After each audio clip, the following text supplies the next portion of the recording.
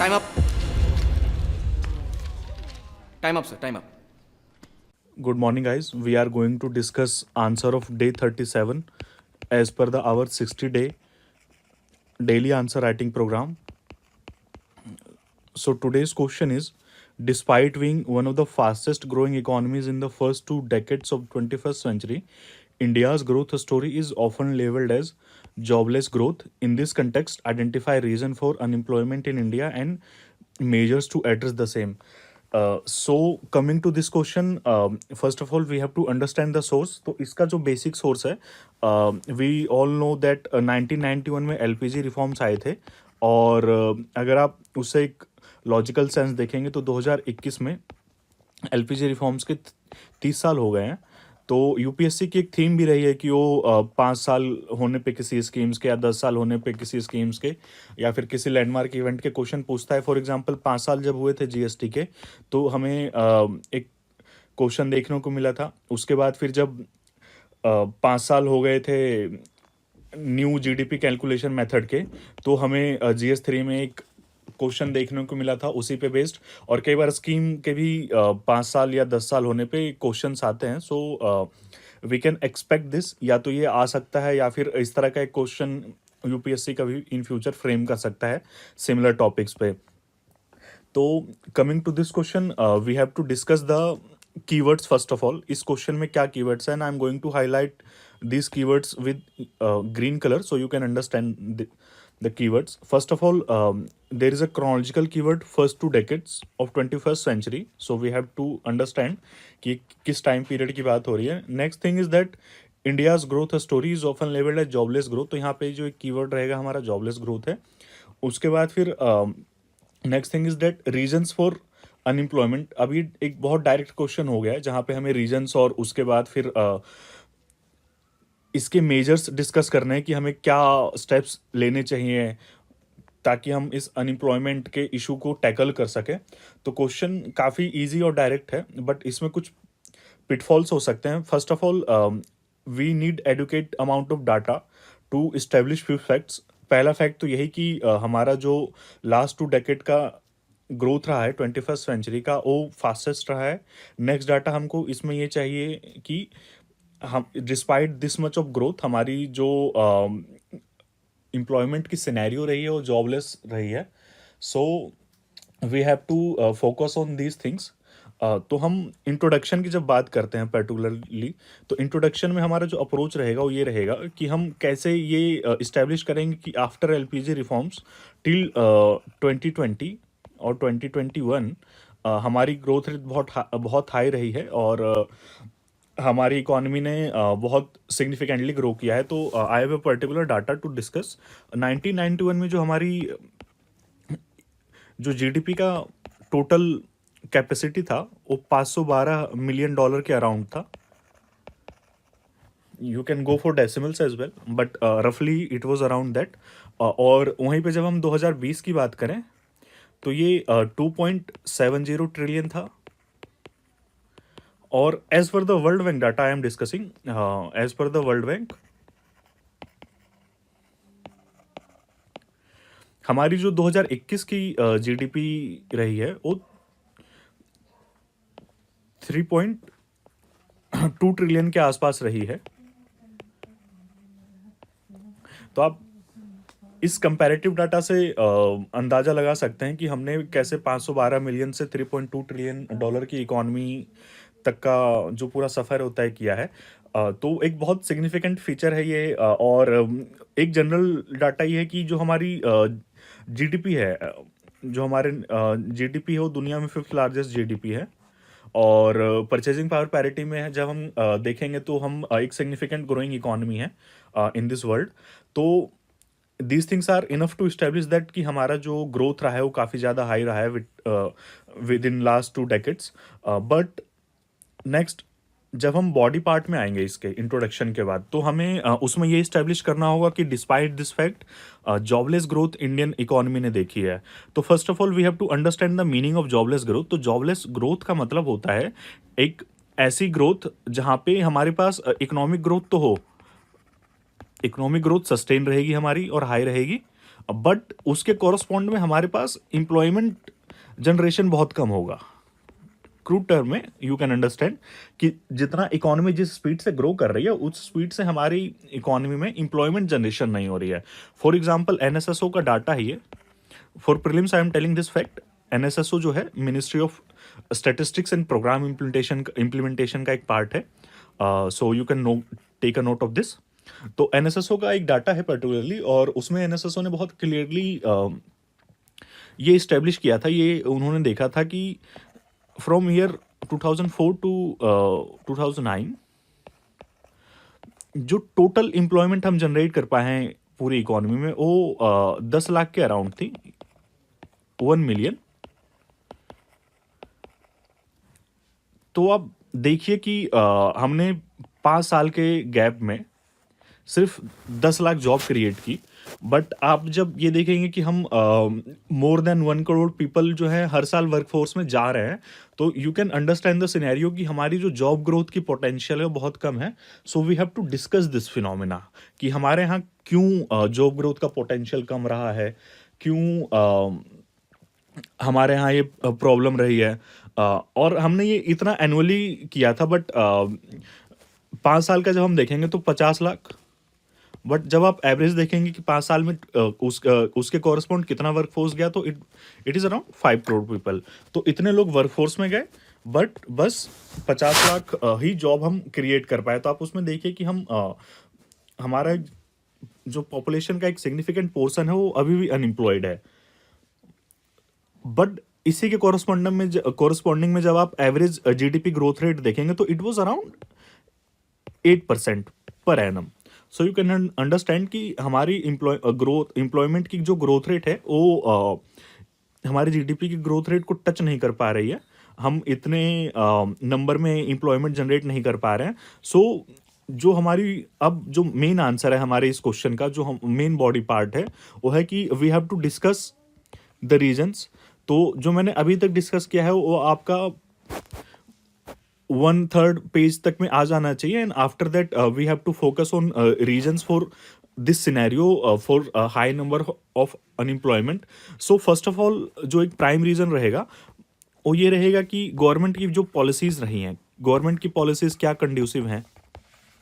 तो जब आप गवर्नमेंट की पॉलिसीज को स्टडी करोगे, समझोगे, तो वो हमेशा से कैपिटल इंटेंसिव रही है। और इसका मतलब ये है कि जो एक क्वालिटी वर्कफोर्स क्रिएट करना था वो हम नहीं कर पाए हैं। We focused on generation of money rather than generation of quality workforce.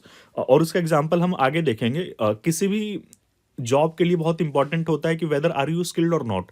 तो जो हमारा स्किल्ड वर्कफोर्स है वो टोटल वर्कफोर्स का सिर्फ 5% है। वही जब हम एक ग्लोबल कंपैरिजन करते हैं तो साउथ कोरिया में जब आप देखें तो साउथ कोरिया में यही उनका जो टोटल वर्कफोर्स है उसका 96% वर्कफोर्स जो है वो स्किल्ड है। आप सोचिए कि 100 में से वहाँ पे 96 लोग जो हैं वो हाईली स्किल्ड हैं और एक जॉब को अच्छे तरीके से करने के लिए बहुत एफिशिएंटली कैपेबल है। बट आप वही एक कंपैरिजन देखिए क्रूड टर्म्स में कि 100 में से सिर्फ 5 लोग बहुत अच्छे से स्किल्ड हैं। तो obviously South Korea will grow मोर।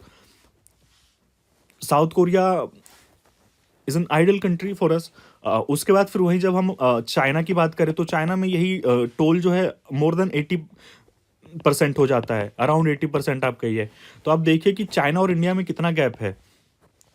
तो skilling is a major problem for us. और इसी की वजह से एक जो प्रॉब्लम परपेचुएट होती है इंडिया में वो है इनफॉर्मल इकोनॉमी। जब अच्छी स्किल नहीं होगी तो अच्छा जॉब नहीं मिलेगा लोगों को। तो हमारा as per the NSSO data I am discussing कि हमारा जो 90% वर्कफोर्स है वो इनफॉर्मल इकोनॉमी में है। आप सोचिए, अब इस इनफॉर्मल इकोनॉमी होने की वजह से they are away from social security. इनको किसी तरह का सोशल सिक्योरिटी नहीं है। इनको एजुकेशन का अच्छा एक्सेस नहीं है। They have to work daily, they have to they can not take leave on paid basis. तो इतनी प्रॉब्लम्स होने के बाद they can not develop on human development indicators. तो अगेन स्किल फिर अच्छे से डेवलप नहीं हो पाएगा जब उनको अच्छी एजुकेशन नहीं मिलेगी। तो ये एक स्पाइरल की तरह काम कर रहा है इंडियन इकोनॉमी में।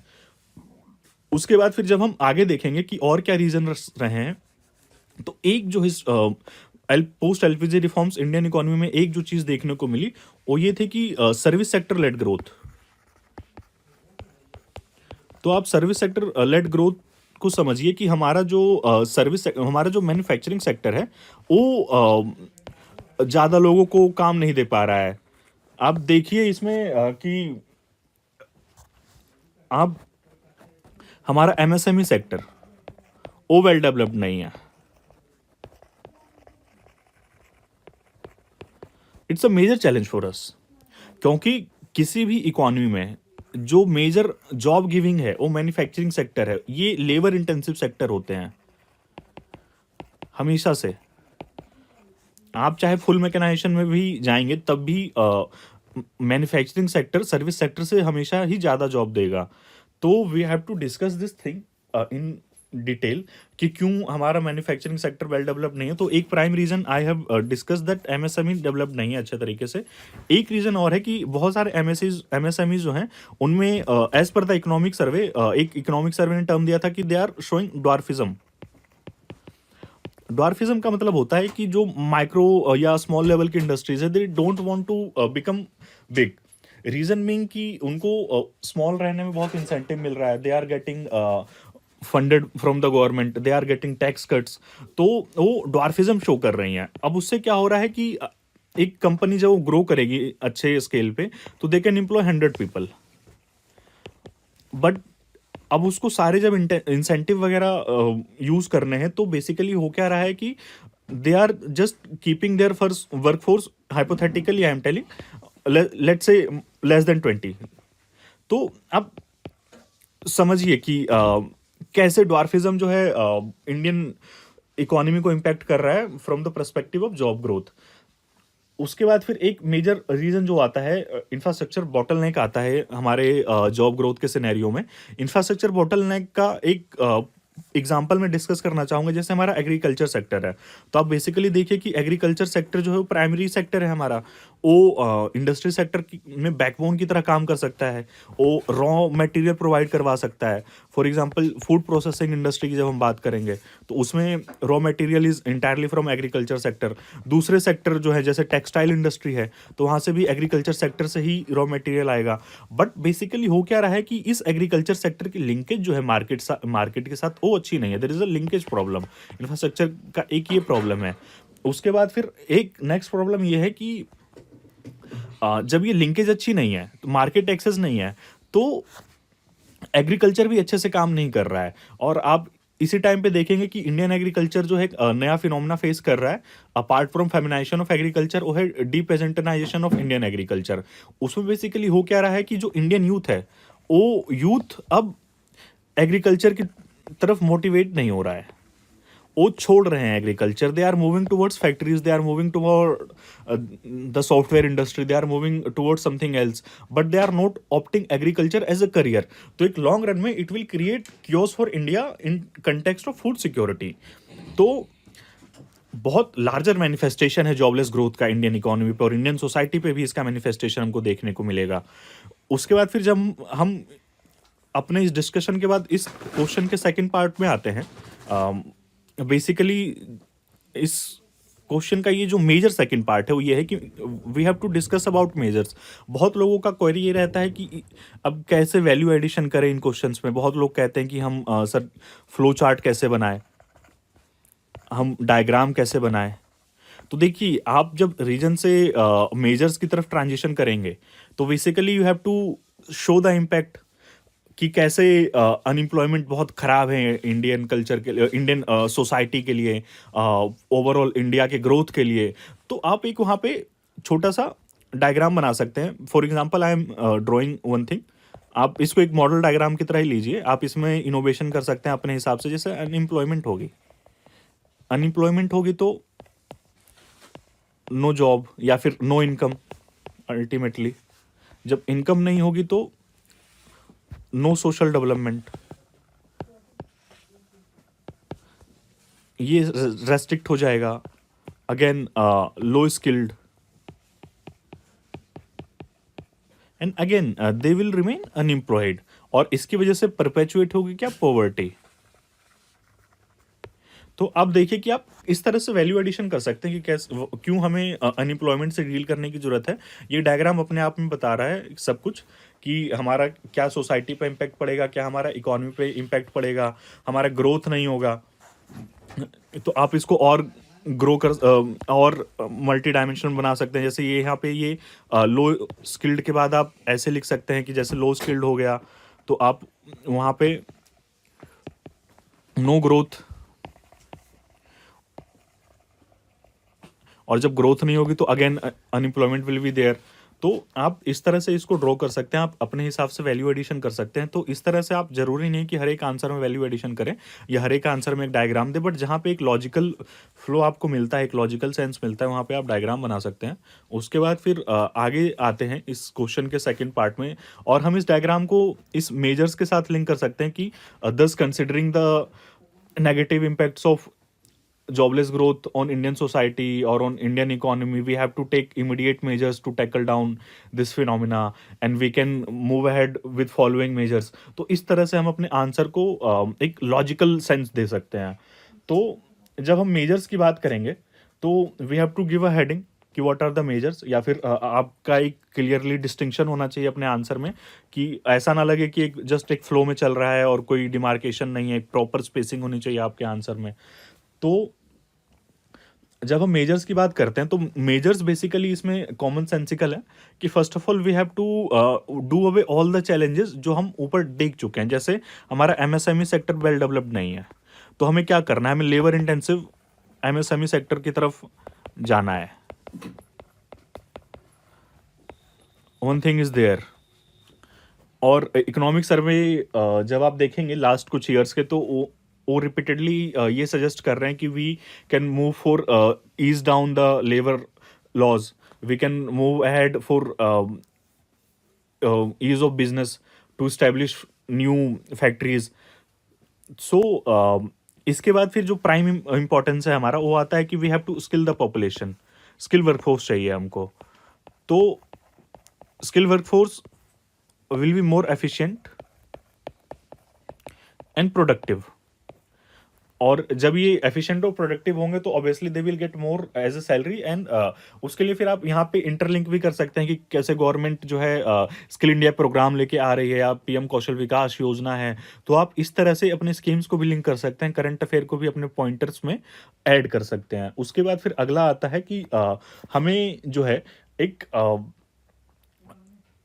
रूल्स को ईज डाउन करना है, हमें एक कंड्यूसिव इन्वायरमेंट क्रिएट करना है फॉर इंडस्ट्रीज, ताकि वो आए सेटल हो। जैसे कि अभी गवर्नमेंट पीएलआई लेके आई हुई है, बहुत सारे सेक्टर में पीएलआई मिल रहा है। पीएलआई का जो फुल फॉर्म है प्रोडक्शन लिंक्ड इंसेंटिव स्कीम्स है। तो इसमें बेसिकली हो क्या रहा है कि government is setting some targets, if you produce this much we will give you some incentive in the form of tax cut, in the form of some ease down in the labour, या फिर दूसरे incentive हम आपको देंगे। तो इस तरह से गवर्नमेंट जो है प्रमोट कर रही है कि आप इंडस्ट्री सेटल कीजिए, और बहुत सारे इंसेंटिव हमसे आपको मिलेंगे। उसके बाद फिर एक बहुत इंपॉर्टेंट ये आता है कि we have to focus on quality. जो हमारे ऑनरेबल पीएम ने भी बोला कि we have to focus on that make in India. तो मेक इन इंडिया का कंसेप्ट ये है कि जो हमारी पॉपुलेशन है, जो हमारी होम डिमांड है, जो हमारी खुद की मार्केट है, उसका हम एक मेजर चंक अभी इंपोर्ट करते हैं from China, from other countries. तो हम उसको एक एज ए अपॉर्चुनिटी देखें, एज एन अपॉर्चुनिटी देखें, और उसमें क्या कर सकते हैं हम कि हम अपना जो सेल्फ रिलायंट जो कंसेप्ट है आत्मनिर्भर भारत का, तो उसके अंदर हम क्या कर सकते हैं कि हम मेक इन इंडिया के तहत बहुत सारे चीज़ों को ग्रो कर सकते हैं, वो अपनी इंडस्ट्री को हम फ्लोरिश कर सकते हैं। तो we have to substitute that thing कि हम एक्सपोर्ट की तरफ कम जाएं और हम खुद ही प्रोडक्ट्स को बनाएं, खुद ही मैन्युफैक्चर करें। और उसके लिए भी गवर्नमेंट ने बहुत सारी स्कीम्स लॉन्च की हैं। उसके बाद फिर हमें जो आगे बहुत इंपॉर्टेंट एक स्टेप्स लेना है, उसमें है कि वुमेन का जो पार्टिसिपेशन है लेबर फोर्स में, ये इंश्योर करना है क्योंकि जेंडर पैरिटी होना भी बहुत ज़रूरी है। तो वुमेन जैसे आप पीरियोडिक लेबर फोर्स सर्वे का डाटा है तो उसमें आप देखते होंगे कि we are at the lowest of our history, जहाँ पे जो वुमेन लेबर फोर्स पार्टिसिपेशन है वो बहुत ही कम है। तो वुमेन लेबर फोर्स पार्टिसिपेशन भी बहुत सिग्निफिकेंट है हमारे लिए, क्योंकि हम जब डेमोग्राफिक डिविडेंड की बात करते हैं तो उसमें सिर्फ मेल वर्क फोर्स नहीं आता है, उसमें इंटायर यंगर वर्क फोर्स आता है। तो आप देखिए कि हमारा वर्क फोर्स बहुत बड़ा है, और हम we don't have to see that work force from one lens कि they will be only men. तो हमें वुमेन पार्टिसिपेशन की तरफ भी मूव करना है, ताकि उनका भी एम्पावरमेंट हो और उनका भी एक जो ग्रो कंट्रीब्यूशन है इकोनॉमिक ग्रोथ में वो रहे। अपार्ट फ्रॉम दैट हम इसमें ये कर सकते हैं कि हम जो हमारी इकोनॉमिक पॉलिसी है हम उसमें कुछ चेंजेस कर सकते हैं। जो हमारी एजुकेशन पॉलिसी है हम उसमें कुछ चेंजेस कर सकते हैं। फॉर एग्जांपल आप इसको ऐसे लिंक कर सकते हैं कि न्यू एजुकेशन पॉलिसी ने जो 2020 की है, तो this policy is explicitly mentioning that we have to focus on vocational education. तो ये भी एक स्किल देने की बात कर रहा है, तो we can focus on these things, ताकि एक एंटरप्रेन्योरशिप का कल्चर डेवलप हो सके। और इसी के साथ क्या होगा कि हम एक फॉर्मल इकोनॉमी की तरफ मूव करेंगे। जब हम एक फॉर्मल इकोनॉमी की तरफ मूव करेंगे तो सोशल सिक्योरिटी का नेट रहेगा वर्कर के पास, and they will progress, they will develop more, they will grow more. So this is how we have to focus on our answer. और इसी के साथ हम कंक्लूड करेंगे इस आंसर को। और कंक्लूजन में इस आंसर में पर्टिकुलरली दो अप्रोच हो सकते हैं हमारे पास। एक तो हम सजेस्टिव इन नेचर हो सकते हैं कि हम कुछ सजेस्ट कर दें कंक्लूजन में कि वी कैन डू समथिंग। जो हम अपने मेजर्स में डिस्कस कर रहे हैं तो हम उसी में रख लें कि हमें जो स्किल वर्कफोर्स है उस पे हमें एजुकेशन सेक्टर में ही इंटरवीन करना चाहिए। जैसे हम उसमें न्यू एजुकेशन पॉलिसी का एग्जांपल लिख सकते हैं, या फिर हम उसमें फ्यूचरिस्टिक हो सकते हैं कि कैसे हम करंट इन्वायरमेंट को यूज़ करके, for example current government schemes हैं उसका यूज़ करके हम फ्यूचर में प्रोग्रेस कर सकते हैं। For example we can leverage the potential of make in India, we can leverage the potential of skill India programme. So these are the basic things related to this answer. I hope you have enjoyed this discussion. See you tomorrow, and all the best for today and tomorrow.